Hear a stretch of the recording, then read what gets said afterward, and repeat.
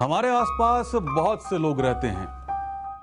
इनमें से किसी को हम उसके नाम से जानते हैं तो किसी की सूरत सिर्फ उसकी पहचान होती है। लेकिन क्या हम वाकई इनको पहचानते हैं, जानते हैं? नहीं। क्या मालूम किस सूरत के पीछे किसका भयानक रूप छुपा है, किस नाम के साथ कितने जराइम का सिलसिला जुड़ा है। लेकिन अजनबी सब जानता है, पहचानता है। इसीलिए आपके सामने इनके असली रूप को बेनकाब करने आया है आज फिर इंदराज करने, लेकर अपना रोजनामचा।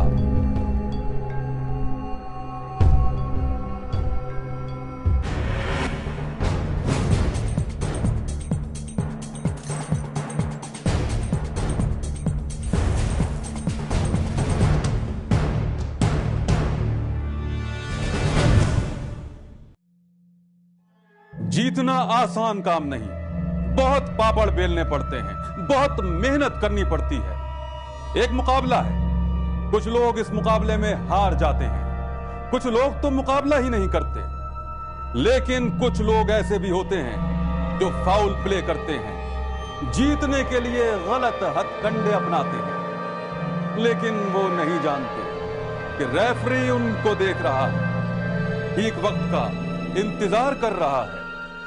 वक्त आने पर इस खेल से खिलाड़ी को बाहर कर दिया जाता है और फिर उसका अपना गेम बजा दिया जाता है।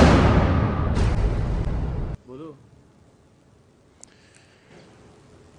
क्या बोलूं, बोलने के लिए कुछ नहीं है मेरे पास। इसके पास बोलने के लिए कुछ भी नहीं, क्योंकि ये पकड़ा गया है रंगे हाथों हेरोइन स्मगल करते हुए। और सिर्फ हेरोइन नहीं, बल्कि एक खास किस्म जिसे ड्रग्स की दुनिया में कहा जाता है क्रिस्टल मैथ।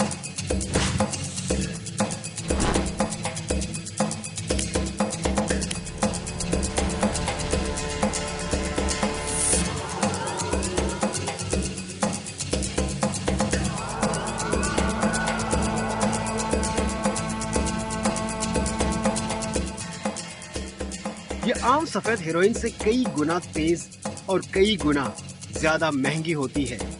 ये हेरोइन की तरह सफूफ या पाउडर शक्ल में नहीं होती, बल्कि ये क्रिस्टल्स में होती है।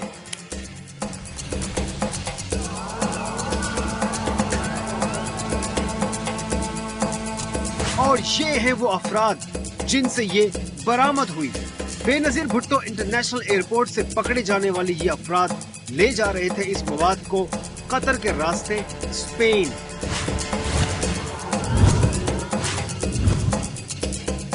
उमर नामी मुलजिम अपने बैग के साथ जहाज में सवार हो चुका था और कुछ ही देर में जहाज ने टेक ऑफ कर जाना था। लेकिन आज इसने पकड़ा जाना था। इसका कहना था कि यह हेरोइन इसने स्पेन में एक शख्स खुर्रम शहजाद को सप्लाई करनी थी। इस काम में इसका साथ दे रहा था ये शख्स वाजिद शाह। वाजिद शाह इसे एयरपोर्ट तक पहुंचाने आया और जहाज में सवार कराने तक उसके साथ ही था और टेक ऑफ करने तक उसने वही रहना था। एएनएफ के सब इंस्पेक्टर मुनीर को इंफॉर्मेशन मिली कि जहाज में बंदा नारकोटिक्स के साथ सवार हो चुका है। उनको इंफॉर्मेशन मिली थी और उस इंफॉर्मेशन पे वो जब एयरपोर्ट गए हैं तो पता चला कि ये जो उमर फारूक है ये उस वक़्त बोर्डिंग करा के ये जहाज़ पे जा चुका था। तो इंफॉर्मेशन के मुताबिक उसके पास पर्टिकुलर थे, उसने इसको जहाज़ से उतरवाया और जब इसके सामान को चेक किया गया तो उसमें जो कमर पे बांधने वाली बेल्ट्स हैं जो बांधी जाती हैं कमर पे, वो बेल्ट्स के अंदर जो था ना ये हेरोइन कंसील थी और 5 बेल्ट थे, उनमें से 5 किलोग्राम हेरोइन ऑफ वाइट, जो कि इंटरनेशनल सतह पे उसकी करोड़ों रुपए मालिकियत बनती है। इस हेरोइन की मालियत पाकिस्तान में 50 लाख तक है और यूरोप पहुंचने के बाद कई करोड़ों में बदल जाती है। एक तो ये है कि ये एक इंटरनेशनल जो है ना वो गैंग है, जिससे हम जो है ना काफ़ी अरसे से हम जो है ना वो पीछे लगे हुए हैं। और तकरीबन जो है ना जो इसकी अगर वो पैसों की अगर आप बात करें तो यहाँ पे इसकी वैल्यू 50 लाख है। और ये अच्छी किस्म की जो है ना क्रिस्टल जो है ना जिसको कहते हैं हेरोइन जो है ना, ये बहुत ही जो है ना। उमर और वाजिद तो सिर्फ 2 कारिंदे हैं जो सप्लाई के लिए इस्तेमाल हुए। वाजिद शाह ने बताया कि ये सारा काम फोन पर हो रहा था और उसे हिदायत देने वाली एक औरत थी। बस एक SMS, एक वो शादा परवीन नाम है, उन्होंने SMS किया इसको मिले, तो मैं एयरपोर्ट पे इसको बाहर न मिला बस। और लग रहा था कि वही इस नेटवर्क को चला रही है। उमर फारूक से जब पूछा गया कि गैंग का सरगना कौन है तो ये कहता है, मैं नहीं जानता पीछे वाले लोग, लेकिन जिसको जानता हूँ यहाँ से दूर है, उसको नहीं पकड़ सकते। जी हाँ, वो इतना दूर और बाअसर है कि कोई उसे नहीं पकड़ सकता। इंसदाद मनशियात फोर्स ने इन मुल्जिमान का 3 रोजा जिस्मानी रिमांड हासिल कर लिया है। तफ्तीश शुरू हो गई है और फोर्स को यकीन है कि वो जल्द मजीद लोगों को गिरफ्तार कर लेंगे, खास तौर पर उस औरत को जो फोन पर हिदायत दे रही थी।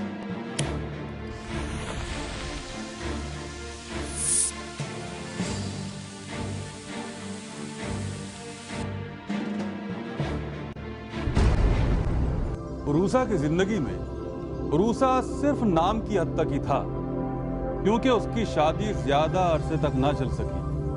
और कैसे चलती? शादी कायम रखने के लिए एक औरत और एक मर्द का होना जरूरी है। शादी के चंद साल बाद उरूसा अपने शौहर के साथ ना थी, क्योंकि उसका गला दबाकर उसी के शौहर ने उसे हलाक कर दिया था।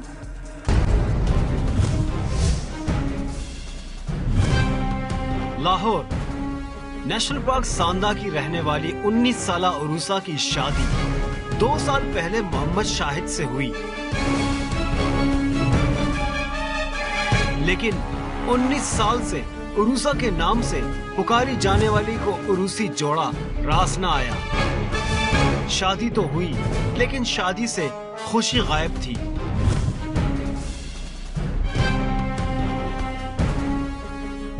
रोज के झगड़े होने लगे, हत्ता के शाहिद उरूसा पर तशद्दुद भी करने लगा। और फिर एक रोज झगड़ा इतना ज्यादा हुआ कि शाहिद ने उरूसा का गला पकड़ लिया। उरूसा ने काफी कोशिश की, लेकिन चीखें उसके सीने में ही घुटकर रह गई। और उसी कमरे में जहां उसकी सेज सजी थी, मौत का इंतजाम भी हो गया।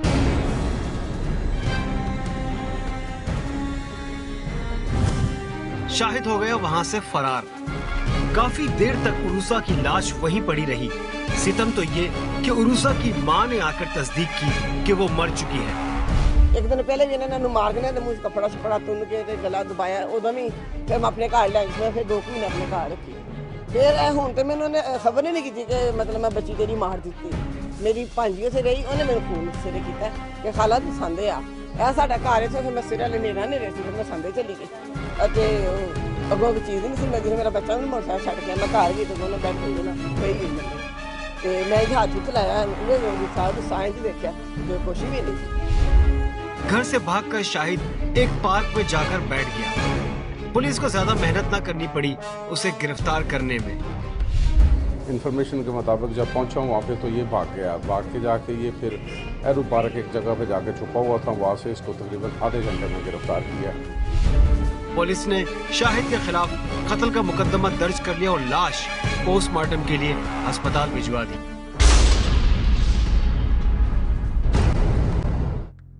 बुराई की कई किस्में हैं। कुछ चोरी करते हैं, कुछ डाके डालते हैं, कोई रिश्वत लेता है तो कोई अपना गंदा काम चलाने के लिए रिश्वत देता है। कुछ करते हैं कत्ल। मगर मुनशियात का धंधा करने वालों का जुर्म ऐसा है जिनकी सिर्फ एक खेप से सैकड़ों खानदान कत्ल हो जाते हैं। पंजाब में मुनशियात का एक ऐसा ही सप्लायर पकड़ा गया। जब ट्रक की तलाशी ली तो उसमें से निकली 3.25 टन चरस। इन साहब से मिलिए, ये जमरूद से लाहौर जा रहे थे कि इनके एक दोस्त ने कहा कि मेरा ट्रक ले जाओ और ये तैयार हो गए ट्रक ले जाने के लिए। मनशियात से भरा ट्रक।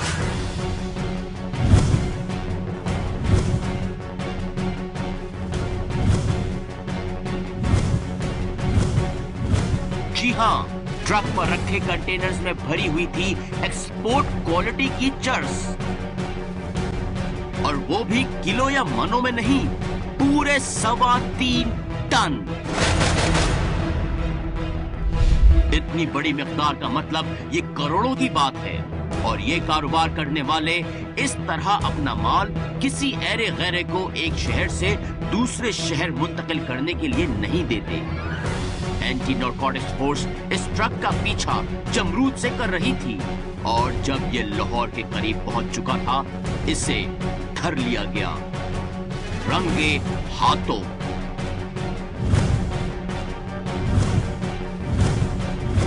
पर इनका क्या करें? ये साहब तो यही कहते हैं कि इस माल के बारे में ये कुछ नहीं जानते। हम लाहौर जा रहा था, इधर होटल पर आया था, तो इसने बोला था ये बिहार ये गाड़ी तो लाहौर तक ले जाओ, तो आसिफ भीम जा रहे हैं और इस गाड़ी ले जाओ। वो जमरूद वाला आदमी था। बस ये बेरा से जो है ना, उधर हमको पता नहीं है। जब बेरा से होटल से निकल गया तो हम रवाना हो गया, चलो ना, फिर पीछे से लोग आ गया ये। लेकिन हो सकता है इस वक्त इनको ठीक तरीके से याद न आ रहा हो। एंटी नारकोटिक्स फोर्स की पूछगछ और मेहमान नवाजी के बाद शायद इनकी याददाश्त लौट आएगी। इस ट्रेलर की मंजिल लाहौर नहीं, बल्कि एक्सपोर्ट क्वालिटी की ये चर्स पहुंचाई जा रही थी कराची, जहां से इसने बहरी जहाज के जरिए किसी दूसरे मुल्क जाना था। इसकी मंजिल जो थी वो लाहौर या पाकिस्तान नहीं थी। इसकी मंजिल ये एक्सपोर्ट क्वालिटी है, जैसा आप देख सकते हैं पैकिंग से ज़ाहिर होता है कि एक्सपोर्ट क्वालिटी। इसकी मंजिल जो थी वो फिलहाल कराची थी। वहाँ से इसने शिप पे डेफिनेटली लोड होकर बैरून मुल्क में। हमें उम्मीद नहीं है कि इसको कुछ ज़्यादा इन्फॉर्मेशन पता होगी, ठीक है, मगर डेफिनेटली ये लीड हमें ऐसी देगा कि हम मेन आदमी तक, जो कि मेन करता धरता आदमी है, उस तक पहुँचे। एंटी नारकोटिक्स फोर्स का ये इक़दाम काबिल तारीफ है, लेकिन 3 टन से ज्यादा का माल सैकड़ों मील की मुसाफत तय कैसे कर गया? और मुल्क भर में रोजाना नकलो हरकत करते हजारों ट्रेलर्स पे लदे कंटेनर्स में न जाने कितने ट्रेलर्स क्या क्या सामान लिए एक शहर से दूसरे शहर आसानी से नकलो हरकत कर रहे हैं। इस एक ट्रेलर का पकड़ा जाना ऊंट के मुंह में जीरे की मिसाल है।